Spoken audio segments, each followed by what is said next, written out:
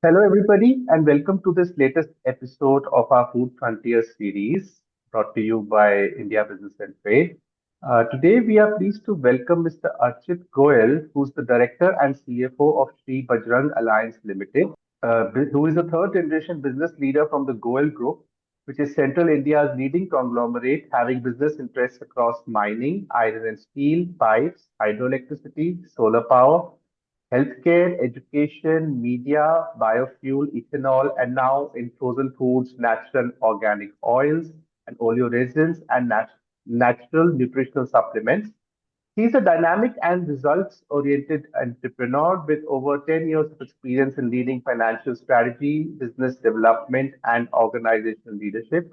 He's adept at steering companies through growth, restructuring, and financial optimization with a strong ability to develop innovative solutions, maximize profitability, and drive sustainable business success. From the steel industry to agriculture and food processing, it's truly a remarkable journey backed by the relentless pursuit of innovation and quality. He has a proven track record also of building high performance teams and cultivating strong stakeholder relationships. The subject of our interaction, of course, is Gold, which is the brand which he has driven through from its inception into multi-format packaged frozen foods, natural oils, oleoresins, and food supplements. It has become one of the fastest growing vegetarian frozen foods brands in the country. In this very short span of time of a few years, it has a variety of certifications already: SEDEX, Halal, GMP, kosher, FSSAI, FSSC to 22000, ISO, BRCGS, Food Safety, and FDA. Their product range includes a variety of Indian breads, snacks, curries, and meals, meticulously prepared using locally sourced ingredients and state-of-the-art freezing techniques to preserve freshness and flavor. Furthermore, they also have a frozen vegetable range of green peas, corn kernels, mixed veg, beans, cauliflower, etc., ensuring purity and superior quality with production capacity of 6,500 tons per year. Hello, Mr. Goel. It's a pleasure to welcome you to our interaction today. Absolutely, it's my pleasure to be here. Yeah, thank you. So, Archit, to start with, I would like to ask you what inspired the Gold Group's decision to enter the FMCG sector, first of all, with Gold, and why was frozen food your focus of this venture? Because it's a relatively underpenetrated category in the F&B space. So, as you mentioned in the introduction, the family is actually having a lot of diverse businesses. Predominant one is mining, steel, and power, but we have also ventured into many other categories like healthcare, like education, biofuel. Uh, we, being part of the joint family, have good working hands with us, and that's the positive point, I would say, the strength of our system. So it gave us an opportunity to, venture into a new horizon and check this out because, very honestly, steel or power as a business is very capital heavy business. Uh, and in terms of FMCG businesses, they are not very capital heavy, but they are very time heavy businesses. So we wanted to check that field as well, and because there is a lot of scope. Coming to the second part of your question, it is about why frozen food versus anything else. So this project was given to one of my cousins and myself to understand what all kind of categories we can get into FMCG. And I'll be honest and candid enough that we explored from rice mills to the atta chakki mills and to making something like cornflakes or something. We explored variety of the subjects possible that we thought can be pursued. And it was then when I went to one of my brothers, Bajrang, and he actually always has this thinking of or his way of working is what next and what's the way forward for it. Like for example, I went to him with, okay, let us set up flour mills across the country, and he was like, after flour, what next? So that what next question actually made on wondering questionings and also made us think that what next, what next, what next, and that is when we realized that frozen food is the what next thing in our country as well. Knowingly, unknowingly, all of us are consuming frozen food every day. uh, it is hard to understand that yes, we do not accept it if we know it in our country yet. It is, yes, it is a bit under categorized or underdeveloped category or under recognized category in our country. But while I've had multiple trips to UK, to US, to Australia, to other parts of the world, Middle East, people from our country only who are there, or even to the nationalities of different countries, they are all surviving on frozen food. There is no backing off. Like practically, you are eating a pizza at one of your best chains, and you might not be knowing that the cheese is also frozen. Or for a matter of fact, frozen food is a very common phenomena that people fail to understand. Right from 90s, the peas, green peas that have been being put in the freezers at our own homes, including my home, in a traditional way where we get peas in the season, peel it and boil it and then put it in the freezers.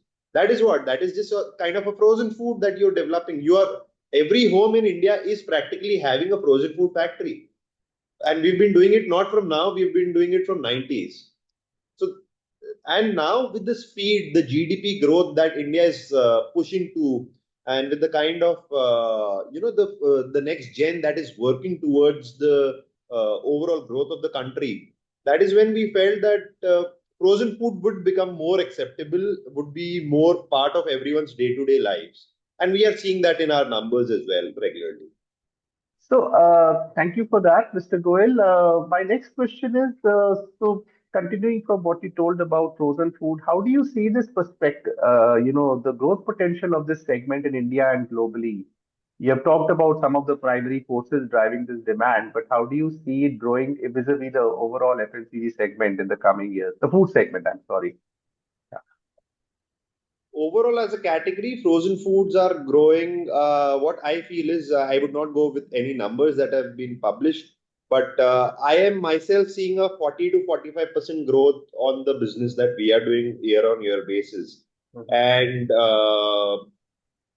what I see personally is, every year this category will see a 20 to 25% growth, because yes, e-com has become everyone's life. E-com players accept frozen food. They have the infra. I was happy to see one of the dark supply stores of one of the e-com chains a couple of months back, and practically 30% of their area is dedicated to freezers. That actually, like, I was very happy to see that. So it is showing that okay, the world, our country is also ready. While the world is already ready for it, while the world is now looking for varieties. Like for example, in my visit to Australia in September, I noticed that now in Australian market, it is not the Asian or the Indian diaspora who's looking for frozen foods. It is the Australians who are looking for Indian frozen foods, something like a onion bhajia or something like a samosa. Samosa has become a national dish of every restaurant that you go to. Like in any five-star hotel you stay at, and or any three-star hotel you go at, you will definitely find a samosa in their menu. So, or may that be a roadside restaurant also, for a matter of fact. So, this is the kind of growth that the category is seeing, and there is a lot of potential to it. There is a lot of new products that people will start checking on. Something like a chapati in India is going to do very well. Something like because people are now not in their homes with their family, with their mothers, and in India mothers have a different sentimental value for getting that home food kind of a feeling. So frozen actually would help them to do that. Right. So, innovation, I think, plays a major role in such a segment because you want to try out new products, bring them to the market. At the same time, you need to be pretty confident about the kind of demand they will get. So how have you, conceptualized your entire product portfolio? What inputs did you take from the market? How did you strategize it?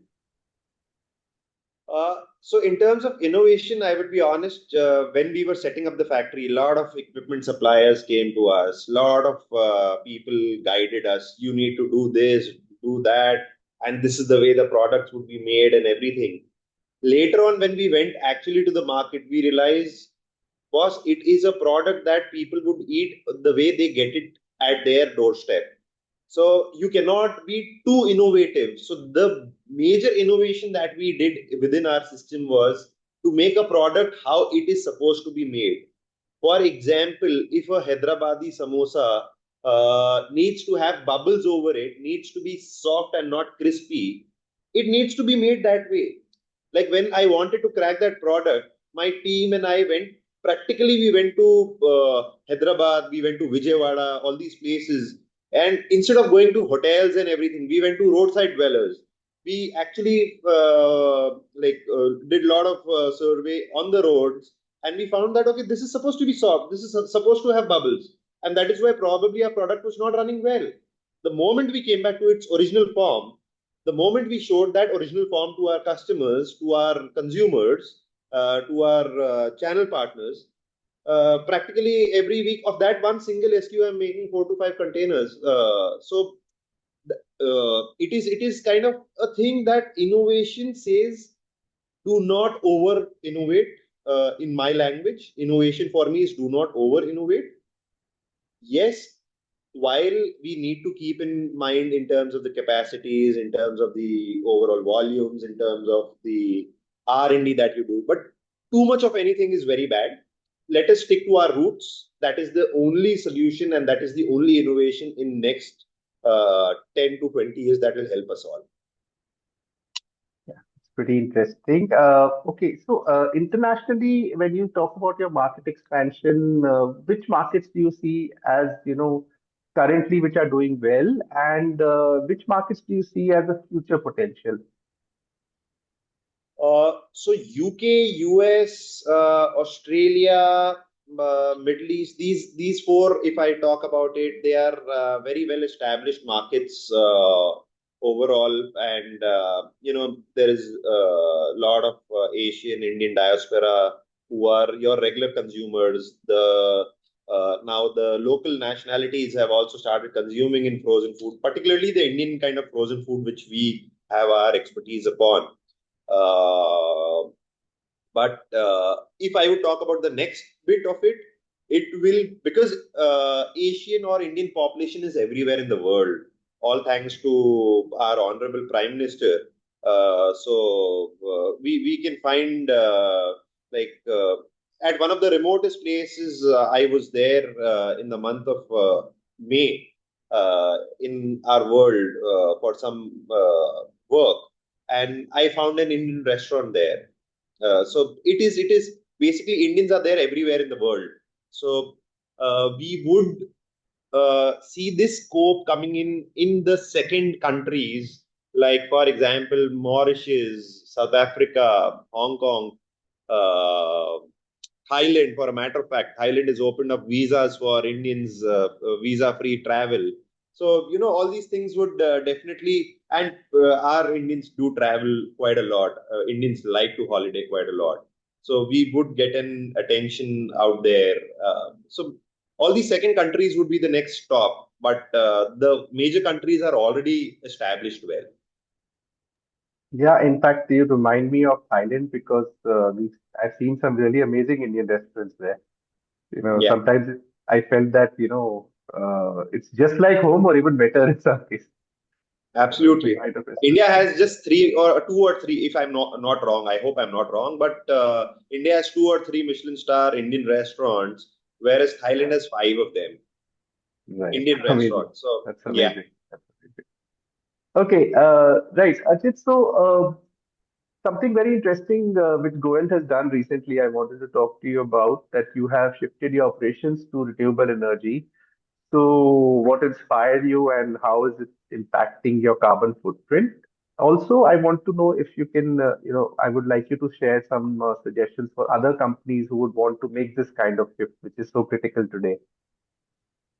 So, our mission towards shifting to solar energy, the renewable energy, came into minds 2 years back, and we started working towards it. And right now, very very happy. It's a happy month for me, where like a Diwali month for me. I would say Diwali is the most auspicious month for all of us. So it's still continuing as a Diwali month for me, wherein we are now 100% solar powered as a factory. And if I would say, it is not a very tough task for anyone to get solar powered. You just need a parcel of land, or probably your rooftops can set up help you set up these units. And there are lots of vendors. The government is happy to support such initiatives. uh, and I'll be honest with everyone out here that it does save you money as well. Let us be, if you want to think about it on a commercial aspect, which was not my aspect, but yes, uh, it does save you money as well. So you can think about it on that terms also, if you like to think on that aspect. And very very clearly, when I go and say it out loud to the world, when I had forwarded this message from my phone to a couple of my associates, and the happiness that I was having to forward that message amongst the many that I do to them, the kind of responses or the replies I've got was phenomenal. In terms of the overall unit, we practically have kind of a zero carbon emission kind of a policy, because we reuse all the water. We have water treatment plants. We have the sewage treatment plants. So our facility is a zero discharge facility, and we have good green area in our factory, where we maintain it through these secondary sources of waters. Anything that we compost in terms of the food waste or something of that sort, that goes to our own factory leased out farms, and we use those farms there. The vegetable leaves that we get while we are peeling off the vegetables or something, that goes to the cow feeds. So we have 100 plus cows in our family business, so it goes there. So the cows also get good nutritional food versus just having raw hay. And we kind of recycle the whole aspect, and maintain that zero discharge policy. And I would really encourage everyone else, all the peers in the industry, to do so, because at the end of the day, this will give you a sense of pleasure and happiness, to be zero discharge, zero carbon footprint kind of a person. And you will have more confidence to stand out in the world. Thank you so much, Archit. That's indeed very inspiring and something the kind of stories we are looking for in today's time for sure. Yeah. So I have one final question. Goel has been a consistent participant at the Indusfood Trade Fair. So could you share your experience or, from the past editions and also tell us what is planned for Indusfood 2025? So when we started off with the frozen food unit, I reached out to many industry stalwarts, and they said that, okay, Indus Food is one good fair you should be a part of. And unfortunately, we started our unit just post COVID. So that COVID haunting was roaming around. So when we did the first edition, it was the whole team came back with COVID. And there were a lot of delegates. When they landed back to India, they were infected. So it was an unfortunate scene, not for anyone else, not for the fair, not for the organizers, but for the whole world, I would say. Everyone was suffering. The second edition, I think it was in Hyderabad when we participated. Last year again, we were at Noida, and I was happy. I met good individuals out there. overall, it has helped us establish a good network, a good relationship with our associates from multiple countries. And if I would talk about 2025, so we, as a company, are coming up with the biggest display of frozen foods in the whole trade show, and with one of the biggest sizable booths that we have leased out, because that's the kind of confidence that we gained in the past 3 to 4 years with Indus. That okay. Any investment made here would definitely repay you. So this time we are investing in more heavy because the associates, the delegation is also bigger this time. Our food supplies would be, in terms of new products that we will be showcasing, would be more. We'll be having a live kitchen. We can also, try and like food is very selective, very taste oriented kind of a thing. So we can actually tweak the product as per your recipe then and there itself. Our whole NPD team is traveling with us. We can do some redevelopment that you want for any of the product. And whatever we'll be showcasing you, it will not be kind of a live product. We'll be using the exact frozen product that will be exported to you across the world, and we'll be demonstrating those products only. And in our booth, we've created a couple of experiences, some lounges where we would definitely talk about how energy impacts one's life, and also it's about newness. It's about sticking to the roots. So certain of these aspects we'll be covering during our trade visit this time, and I'm very excited. The whole team is in fact excited to be there with the whole lot of display that we're doing as one of the biggest participants, and happy with the support that TPCI has always given. And it's a great platform for Indian manufacturers, I can say, and really looking forward to it. Right. Thank you so much, Archit, for your time today on the call. I really believe your venture is breaking norms in many ways, be it in the renewable space or be it in frozen food. And I think this is the kind of revolution we require going forward if we want to take Indian ethnic food to the world. And I really congratulate you for all that you have achieved and wish you all the best for your future and endeavors. Thank you so much. Thank you.